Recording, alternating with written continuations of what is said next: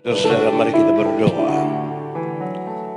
Ya Tuhan Allah, kami sadar Tuhan, bahwa yang paling baik bagi kami dalam situasi yang paling terbatas sekalipun adalah kalau firman-Mu tinggal di dalam kami. Dan kesempatan ibadah saat ini kami berdoa supaya Roh Kudus-Mu menguasai kami semua, agar kami dapat membaca firman-Mu dengan baik, merenungkannya dengan baik, dan lebih dari itu kami semua dimampukan oleh Roh Kudus untuk melakukan kehendak-Mu di dalam hidup kami. Tolong jauhkan semua penggoda pencobaan, biar dalam damai sejahtera-Mu kami belajar firman Tuhan. Terpujilah nama-Mu ya Tuhan, di dalam nama Yesus, firman yang hidup itu kami berdoa. Amin. Baik saudara-saudara, mari kita buka Alkitab kita.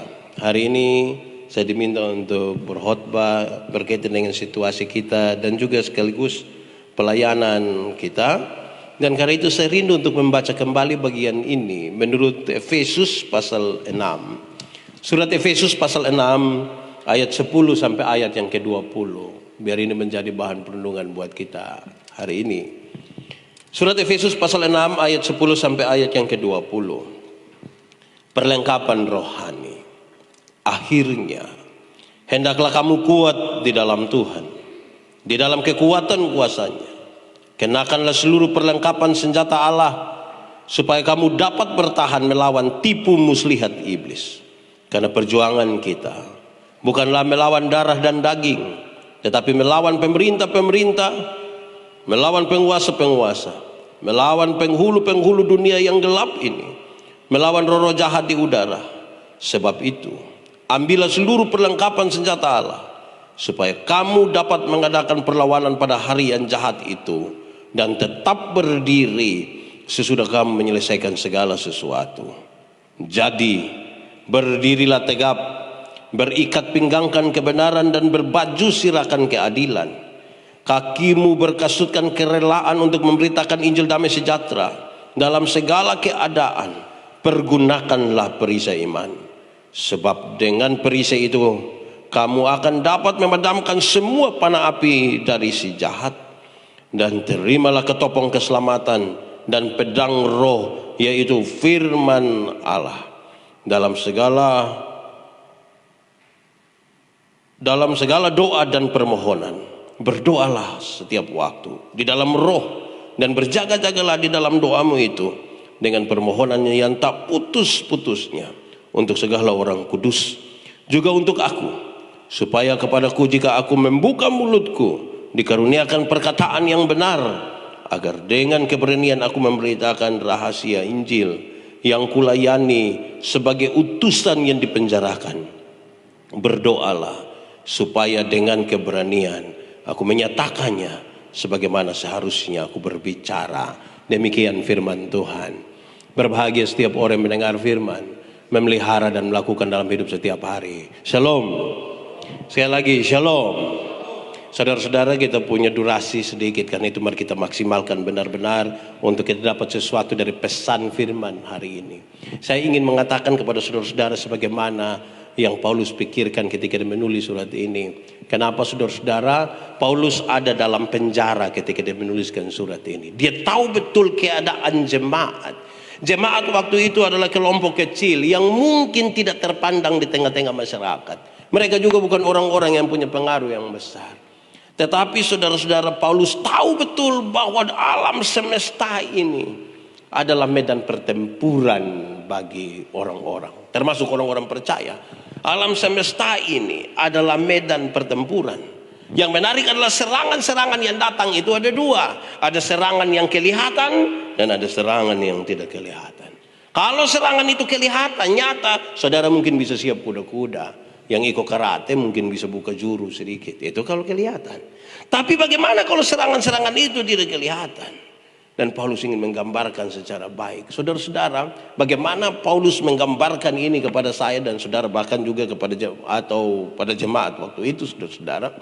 Karena dia ada di penjara. Tiap-tiap hari saya kira dia melihat ini prajurit Romawi yang kawal Prajurit datang, dia lihat dari ujung kaki sampai ujung kepala, dari ujung kaki sampai ujung kepala, dia lihat perlengkapan yang dipakai oleh prajurit ini. Kemudian dia coba untuk menggambarkan apa yang seharusnya dilakukan oleh jemaat-jemaat, oleh orang-orang percaya dalam situasi-situasi mereka yang sulit atau ketika mereka menghadapi serangan-serangan. Paulus memulai dengan menampilkan cara berpakaian daripada prajurit Romawi itu. Dia mulai dengan begini. Bagi kamu saudara-saudara, berikat pinggangkanlah kebenaran. Tahu ikat pinggang toh? Ya, ikat pinggang itu bukan sekedar hiasan. Dia dipakai di sini. Untuk apa? Untuk kasih kencang itu. Dan di ikat pinggang itu biasa mereka sarungkan itu pedang. Kenapa saudara-saudara? Ini sengaja digambarkan lebih dahulu. Kalau pedang itu tertancap dengan baik di situ, ikat pinggang itu dipakai dengan baik, maka prajurit Romawi itu bisa dengan leluasa berperang. Dia bisa bergerak lebih bebas. Dia bisa bergerak lebih bebas. Saya bayangkan saudara-saudara, atau saya ajak saudara bayangkan, bagaimana kalau dia mau perang baru dia pun celana longgar. Oh, itu susah itu. Mau pergi perang kok hela-hela celana begini, itu setengah mati itu. Mau pergi perang kok tarik-tarik ini susah. Jadi ini ikat pinggang dimaksudkan supaya dia bisa bergerak dengan bebas. Tetapi ikat pinggang itu sekarang bagi orang-orang percaya, termasuk anak-anak muda dan saya ingin sampaikan. Ikat pinggang kita adalah kebenaran. Kalau saudara pakai kebenaran sebagai ikat pinggangmu, bergerak bebaslah sekarang dalam situasi yang rumit sekalipun. Apa itu? Saya suka bilang di mana-mana, kebenaran itu punya 3 dimensi. Kebenaran punya 3 dimensi. 1, kebenaran itu berdimensi legal. Ikut aturan. Itu kebenaran. Alkitab menjelaskan itu dengan baik. Ikut aturan. Kedua, kebenaran itu saudara-saudara berdimensi moral, moralitas. Moralitas itu apa yang diucapkan, apa yang dipikirkan, apa yang dilakukan itu berdasar pada motivasi yang benar dan baik. Karena belum tentu semua yang kelihatan baik itu dibangun pada motivasi yang benar, belum tentu.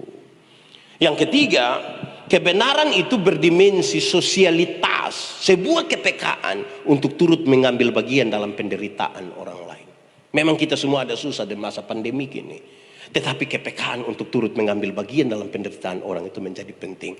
Kalau ini dipakai sebagai ikat pinggang orang-orang percaya, sekarang bergerak bebaslah. Pandemi ini saudara-saudara, kita tidak tahu habis kapan.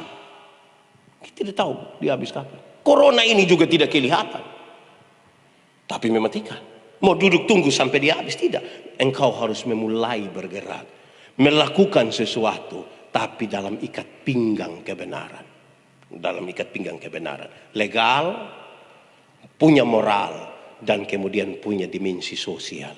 Bergerak bebaslah di situ. Paling tercek itu kalau ketemu orang yang tidak peduli dengan ikut aturan itu. Kalau kita laksanakan ibadah, ikutlah aturan. Jaga jarak, begitu ya. Jaga jarak, cuci tangan, pakai masker. Daripada kita ketemu orang sudah tidak pakai masker, lah kita tanya, bro, son pakai masker? Kau paling mati. Woi, manusia begitu tuh memang susah betul ya. Dia bukan bikin susah dia pun diri, bikin susah orang lain juga. Jadi ikut aturan itu baik. Nah, bayangkan saudara-saudara, kalau kita ini bukan orang-orang yang ikut aturan. Kadang-kadang kita lebih banyak akan dibicara-bicara, bawa-omong. Saya baca satu status pada hari Sabtu malam ketika saya mau pimpin kebaktian pagi hari Minggu. Saya baca di status bilang begini, besok gereja buka. Yang selama ini ada kritik bilang, kenapa pasar buka tapi gereja tutup? Kira-kira besok pagi dong ikut gereja kosong deo. Saya pikir itu status betul. Karena banyak yang kritik tapi belum tentu dia mengambil bagian dengan baik di situ. Jadi kalau Anda mau bergerak bebas di masa yang sukar sulit ini, berikat pingganglah kebenaran. Yang kedua dia bilang begini, berbaju sirahkan keadilan. Pakai baju sirah, baju perang yang dia pun nama keadilan. Pakai kebenaran sebetul, tapi harus tambah dengan keadilan. Saya ingin mulai menjelaskan bagian ini yang mengatakan, buatlah seadil-adilnya sampai satu waktu ketika ada tuduhan-tuduhan yang dituduhkan kepadamu, dia akan menjadi tuduhan yang palsu. Lakukan segala sesuatu adil. Ada 2 orang di situ mau kasih gula-gula, kasih 2-2. Ini dapat, itu juga dapat, adil. Supaya kalau besok-besok ada bilang, lu ada gula-gula, lu hanya kasih 1. No? Yang 1 juga dapat, adil toh. Tuduhan itu tuduhan itu kemudian menjadi palsu. Kenapa saya mau bilang ini duluan ke saudara? Saya mau tanya, yang ada di sini boleh jawab, yang di rumah renungkan saja. Pernah rasa kau tidak kalau orang omong kau tumpu nama? Pernah kau tidak? Omong kita pun nama rasa enak? Tidak enak, tak cek. Lalu ketika saudara rasa tidak enak itu, padahal yang dia sampaikan itu tidak benar, apa yang saudara buat? Berusaha untuk mengklarifikasi di Facebook. Berusaha setengah mati malam-malam bikin status. Kalau belum tahu tentang saya tidak usah omong. Itu yang saudara lagi buat. Saudara bermasalah dengan hidupmu. Alkitab menjelaskan dengan baik hari ini. Supaya tuduhan-tuduhanmu itu menjadi palsu, lakukanlah segala sesuatu dengan adil. Tidak usah klarifikasi. Tidak semua hal di hidup ini harus diklarifikasi, apalagi di media sosial. Tidak perlu. Berlakulah adil. Kenapa? Karena satu saat kebenaran itu akan menemukan jalannya sendiri. Kebenaran menemukan jalannya sendiri. Tidak usah paksa. Nanti kebenaran menemukan. Saya pun teman pendeta satu saat dia melayani, semua orang tahu kok. Kalau ada orang gila perempuan sering datang di tempat dia punya rumah pelayan. Sering, semua orang tahu, datang terus itu. Ini datang. Satu saat ini perempuan yang gila ini hamil. Terus orang tanya, "Ina, lu hamil dari siapa?" Itu pendeta yang kesana. Saya mau tanya, mau klarifikasi apa? Mau klarifikasi apa? Makin berusaha untuk mengklarifikasi, makin merusak itu keadaan. Lakukanlah segala sesuatu dengan adil, maka sampai satu saat tuduhan yang datang padamu menjadi palsu. Proses itu jalan menyakitkan. Tidak usah klarifikasi di Facebook, saya ingatkan anak-anak muda dong. Lakukanlah dengan adil. Kalau saudara bantu orang ini itu, lakukan dengan adil. Tidak perlu dunia memberi pengakuan apa-apa terhadap saudara pun tidak apa-apalah. Kebenaran itu nanti datang saja. Kalau saudara melayanilah dengan adil. Jangan mau tampil bahwa saudara pun pelayanan ini ngeri. Kalau tidak tampil itu kurang ngeri, itu tidak adil. Tuduhan tidak palsu itu. Gitu ya. Ketiga dia bilang begini. Pakailah perisai iman. Pakailah perisai iman. Perisai zaman dulu itu ada dua. Satu besar, satu kecil. Yang kecil itu biasa pakai untuk ke domba perang, pakai pedang. Yang besar itu untuk apa? Untuk jagain anak panah dong. Anak panah waktu itu tuh bukan sekedar tajam. Anak panah yang tajam itu mereka celup dulu di tere yang panas, dibakar baru dipanah. Itu datang secara sembarangan. Kalau begitu satu-satunya cara adalah pakai itu perisai yang besar. Supaya bisa tahan itu serangan dari anak-anak panah api. Itu. Dalam segala sesuatu pakailah perisai iman. Iman itu yang akan menolong kita untuk tetap berdiri dalam situasi-situasi yang rumit sekalipun. Orang-orang yang bertindak dengan iman itu kan berbeda dengan orang-orang yang bertindak tidak dengan iman. Beberapa orang ini kadang-kadang hanya bikin diri kayak beriman, padahal tidak beriman. Itu hari ketika awal-awal gereja mau tutup, separuh bilang begini, bukan tutup gereja, dipindahkan dari kebaktian di gereja ke rumah-rumah, separuh bilang begini, kok kamu sama kayak tidak ada iman. Copi lobang singa baru bilang, singa, itu berani.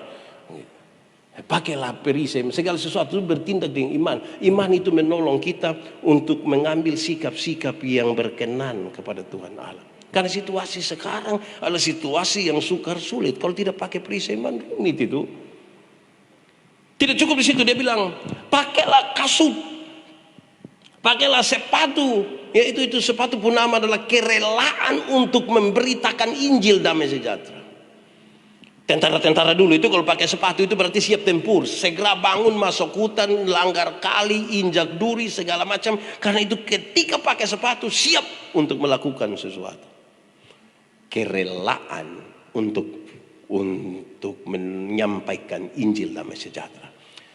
Saya menekankan pada kerelaan. Kenapa saudara-saudara? Melakukan segala sesuatu kalau tidak rela itu hasilnya selalu tidak bagus. Saudara pasti bisa senyum toh? Coba senyum. Tapi kalau itu senyum itu tidak rela, itu senyum kayak apa kok? Saudara biasa bangun, katakanlah jam 9. Setelah menikah, saudara dipaksa oleh istri atau suami, nanti kita gereja jam 6 pagi saja. Saudara dibangunkan jam 4:30 pagi. Pak, bangun sudah, gereja. Wih, kalau tidak rela berat. Bukan saudara tidak datang di gereja juga, tapi sepanjang mengikuti khotbah itu, pasti saudara tenang-tenang sambil berpikir. Coba tadi kalau saya tidur, mungkin ini episode ketiga dari saya pun mimpi-mimpi. Jadi kalau tidak dengan rela, lakukanlah segala sesuatu dengan rela. Anda yang pemuda-pemuda pernah putus cinta kok? Pernah? Kalau saudara pernah putus cinta dan tidak pernah rela, saudara tidak akan pernah move on seumur hidup. Dan itu menyakitkan. Jadi kerelaan itu penting. Tapi itu di kerelaan, jangan berhenti di kerelaan, tambah kerelaan untuk memberitakan Injil damai sejahtera. Dalam segala sesuatu beritakanlah Injil. Dalam segala sesuatu beritakanlah Injil. Hal yang baik waktunya maupun tidak baik waktunya, beritakanlah Injil. Injil itu saya ingin menyebutkan begini, beritakanlah Injil dengan kata-katamu, tapi beritakanlah Injil juga dengan sikapmu, gitu. Kalau kita ini adalah orang-orang percaya kepada Tuhan, lakukanlah. Kerelaan itu menjadi penting. Saya tambahkan lagi, saudara-saudara, Paulus mencatat dengan baik, pakailah ketopong. Ketopong itu tutup muka yang dari besi kok apa. Dia bilang, terimalah itu, ketopong keselamatan. Kenapa Paulus menekankan ini, saudara-saudara? Ketika saudara-saudara dikasih tahu, terimalah ketopong keselamatan, bicara tentang keselamatan itu hanya ada sebuah pikiran utama, yaitu karena kasih yang besar itu ada pengampunan dosa bagimu. Pengampunan bagi dosamu di masa lalu. Dan sekarang saudara dan saya diberikan kemampuan untuk mengampuni hari ini dan berjalan dalam kuasa pengampunan itu ke masa depan. Pakailah itu. Dalam situasi sekarang, hidup tanpa pengampunan saudara akan susah dalam hidupmu. Pengampunan. Kenapa?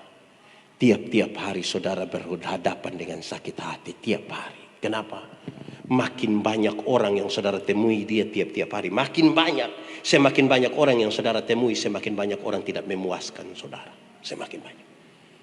Di rumah yang hanya bapak, mama, tambah anak 2 orang, satu bikin jengkel 1. Apalagi di 1 RT, apalagi RW, 1 kelurahan, 1 tiap hari kita jengkel. Saudara baca status mungkin jengkel. Kalau hidup tanpa pengampunan, saudara tidak akan menjalani hidup ini dengan baik. Nah, saudara-saudara, cukup di situ? Tidak, itu untuk bertahan.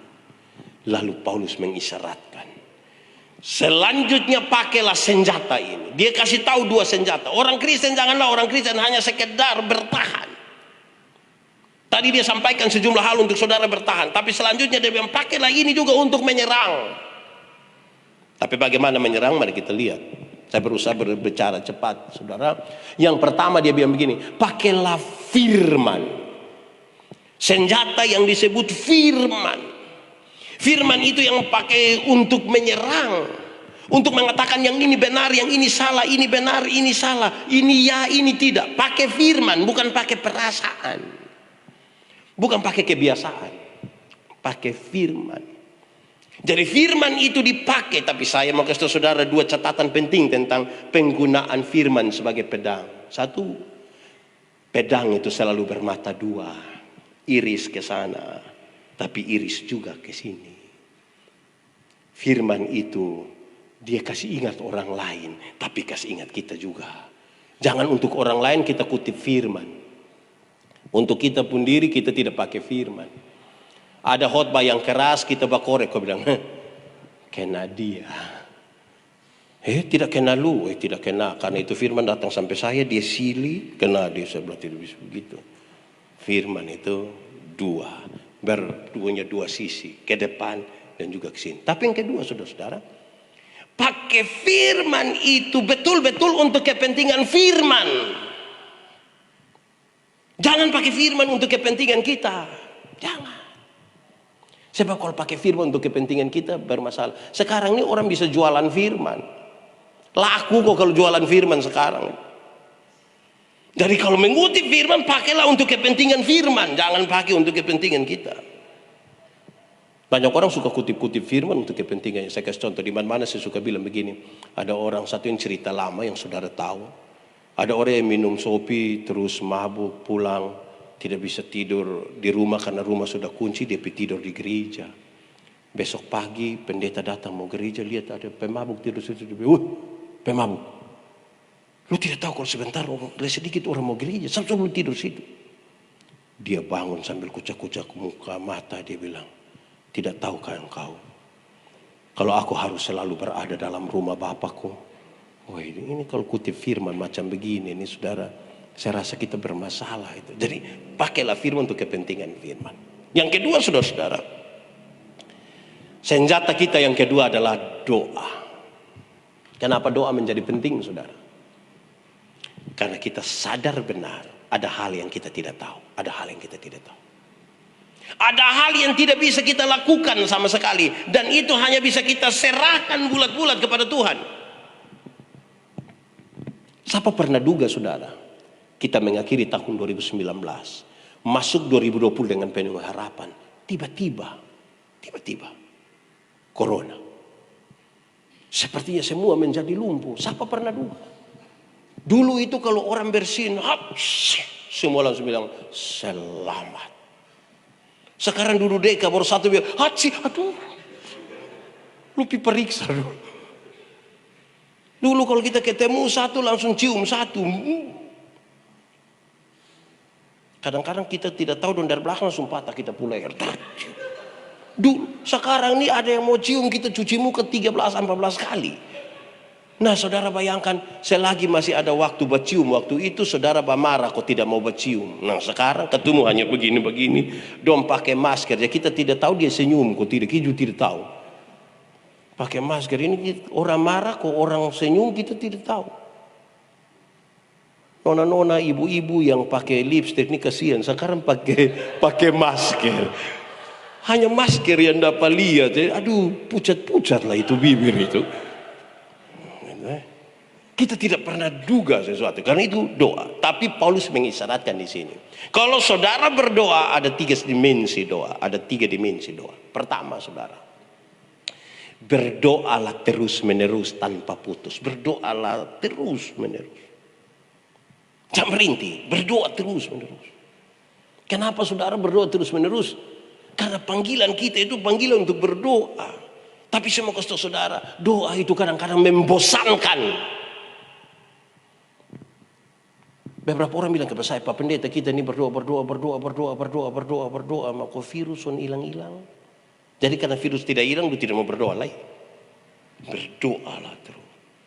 Separuh bilang, Pak Pendeta, kita berdoa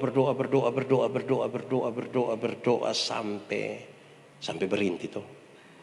Dan kita hanya berdoa untuk mencari kepuasan kita. Nah, berdoalah terus menerus. Kadang-kadang membosankan. Ada orang, saudara-saudara, yang dia pun kalimat doa, kan kita ini berdoa seperti sampai satu saat tidak ada kalimat lain lagi. Sepertinya hanya itu kalimat sah. Jadi kalau kita bangun kadang-kadang orang hafal kita pun kalimat doa juga begitu. Jadi kadang-kadang, tapi firman ini bilang lakukanlah terus menerus. Koma, dia masuk ke dimensi yang kedua dari doa. Dia bilang begini, berdoalah dengan sungguh-sungguh. Jadi terus menerus baik, tapi tambah satu, dengan sungguh-sungguh. Sebab kalau berdoa terus menerus tapi tidak sungguh-sungguh juga tidak bagus. Itu kadang-kadang hanya ikut orang. Saya suka kasih contoh bilang begini. Sebenarnya dia tidak pernah doa makan mah. Pada waktu semua makan, tutup mata, dia juga perasaan ditutup mata. Buka mata orang masih ditutup mata, ditutup ulang lah baru dia. Ini doa macam. Jadi berdoalah sungguh-sungguh. Nah, sungguh-sungguh itu mana? Saya suka bilang di mana-mana, saudara-saudara, untuk saudara-saudara ingat kembali. Doa yang sungguh-sungguh itu bukan pada waktu saudara menangis sungguh-sungguh. Bukan pada waktu saudara berteriak sungguh-sungguh. Tetapi doa yang sungguh-sungguh adalah kesungguhan kita untuk menyerahkan beban kita kepada Tuhan, untuk Tuhan yang atur. Itu doa yang sungguh-sungguh. Banyak orang tidak rela berdoa dengan sungguh-sungguh karena dia mau jadi menurut kehendaknya, bukan jadi menurut Tuhan. Yang ketiga, saudara-saudara, dia bilang begini, berdoalah juga untuk orang lain. Doa tuh jangan egois. Berdoa tuh berdoalah bagi orang lain, jangan egois. Kenapa, saudara-saudara? Kalau kita mau berpikir sepotong saja, saya bilang kepada beberapa orang, kalau kita hanya berpikir tentang kita punya diri, kita pun diri sudah selesai. Selesai seperti apa? Satu, yang penting engkau sementara sehat, tidak sakit, usaha lancar-lancar saja, engkau tidak sementara bermasalah dengan orang lain, mau pikir apa lagi? Selesai. Tapi ketika kita berpikir tentang orang lain, doa tidak akan pernah berhenti. Doa tidak akan pernah berhenti. Akan terus menerus. Karena tiap-tiap orang dengan banyak sekali persoalan. Kalau sudah tidak sanggup untuk menolong orang dengan cara yang lain, saudara paling tidak berdoa bagi mereka. Kita ini baru hebat dibikin status. Beberapa tahun yang lalu saya suka lihat orang bikin status bilang begini, doa adalah cara terbaik memelukmu dari jauh. Itu ke mana kok begitu? Keleb-lebe lah begitu. Tapi berdoalah, tidak usah status, berdoalah begitu. Nah, sekarang yang paling viral di masa pandemi ini adalah jaga jarak. Nah, berdoa dan manusia jaga jarak, dan Tuhan jangan jaga jarak. Jangan sampai kita tanya, Kak, berdoa kok sonde? Sonde apa? Kenapa tidak berdoa? Jaga jarak. Kalau jaga jarak dengan Tuhan ini itu mati cepat itu. Nah, dengan Tuhan saya ingin akhiri khotbah ini, saudara-saudara. Dengan Tuhan itu kita butuh melekat. Melekat. Melekat, bagaimana saya menjelaskannya? Kira-kira begini. Bagi mereka yang pacaran tahu ini. Melekat itu kalau kita seperti pacaran itu selalu ada dia dalam semua aktivitas kita. Kami besar dalam lagu pop dulu yang kira-kira lagu bilang begini. Aku mau makan, ingat kamu. Pokoknya semua ingat kamu habis. Itu melekat itu di nama itu. Mau makan, mau tidur, mau pi belakang, mau semua ingat kamu. Itu melekat. Jangan sampai kita habis-habisan dengan Tuhan pada waktu ibadah di gereja, di persekutuan. Tapi pada waktu kita keluar, kita tidak lagi melekat dengan Tuhan. Boleh, melekat dengan Tuhan.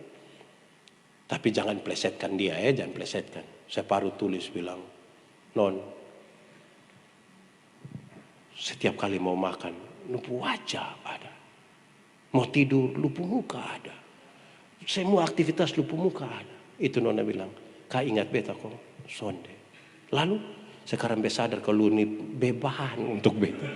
Kan di mana-mana selalu ada. Tidak itu maksudnya dengan Tuhan itu kita melekat begitu jadi mana-mana kita dengan Tuhan. Saudara-saudara, sekiranya firman ini akan menolong kita semua di masa yang sangat terbatas, kita masih bisa bergerak bebas. Ambillah seluruh perlengkapan senjata Allah. Berdirilah teguh, jangan goyah. Kuatkanlah hatimu, sebab kalau Tuhan mengutus engkau kemana, Tuhan menyertai perjalanan. Tuhan memberkati kita. Amin.